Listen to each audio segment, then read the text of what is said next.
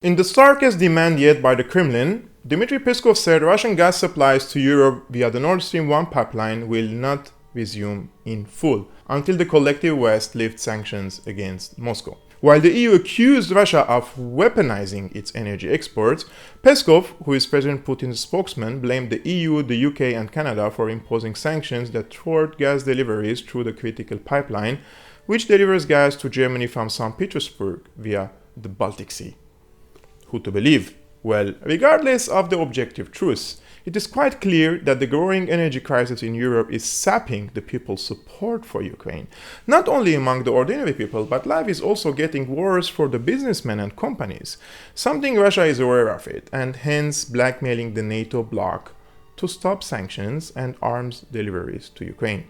In the meantime, tens of thousands of Europeans across the political spectrum are protesting in different parts of Europe to bring energy prices under control while voicing their opposition to the European Union and NATO and demanding neutrality to maintain gas imports from Russia. In the Czech Republic alone, 70,000 people demonstrated against their government. And instead of addressing the people's demands, the mainstream media portrayed them as right-wing lunatics and fringe political groups to delegitimize their struggle.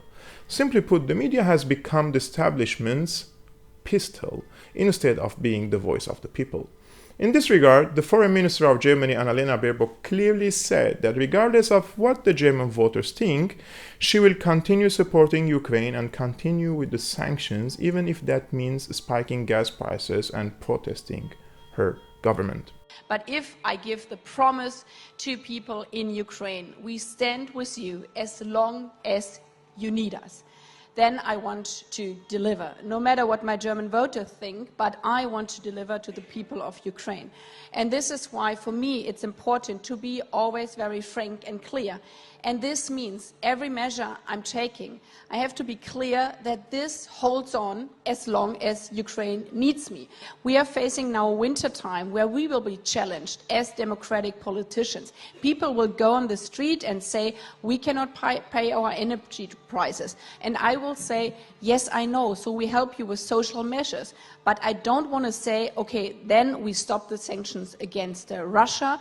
We will stand with Ukraine, and this means the sanction will stay also in wintertime, even if it gets really tough for politicians. Now, in your opinion, how is the energy crisis going to end up for Europe? And does the US care at all about the economic fate of its European allies? I've been your host, Georg Almacen of Syriana Analysis. If you like my reporting, please subscribe and hit the like button, as it really helps me with the algorithm of YouTube. And if you want to support my work, please become a patron. Link in the description below, and see you next time.